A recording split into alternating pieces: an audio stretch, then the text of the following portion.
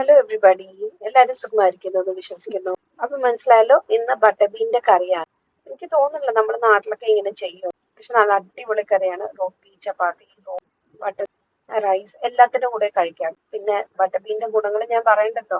ആവശ്യത്തിലേറെ എല്ലാ beetroot, vitamin ബി12 ഉൾപ്പെടെയുള്ള load of vitamins നിറഞ്ഞ ഒരു സീഡാണ്. റെസിപ്പി ഇങ്ങനെയാണ്: ബട്ടർ ബീനും ഉരുളക്കിഴങ്ങും ഒരു വിസിലിട്ട് വേവിച്ചു. ഒരു പാനില് ഇച്ചിരി എണ്ണ, ഒരു 3-4 കൊച്ചുള്ളി പൊടിയായിട്ട് അരിഞ്ഞ, 2 സവാള, ഒരു തക്കാളി, കുറച്ച് പോപ്പി സീഡ്സും കശുവണ്ടിയും ഇട്ട് നല്ലോണം വഴറ്റിയെടുക്കുക. അതിലേക്ക് ഒരു കൈപ്പിടി അളവില് തേങ്ങ, 1 സ്പൂൺ സാമ്പാർ, 1/2 സ്പൂൺ മല്ലി, 1/4 സ്പൂൺ മുളക്, ഇത്രയിട്ട് നല്ലോണം ഒന്ന് മൂപ്പിക്കുക. ഇത് തണുത്തതിന് ശേഷം അരച്ച് നമ്മൾ വേവിച്ച് വെച്ചേക്കുന്നതിലിട്ട് ഒരു തിള വരുമ്പോൾ അതിലേക്ക് കടുക് വറുത്തൊഴിക്കുക.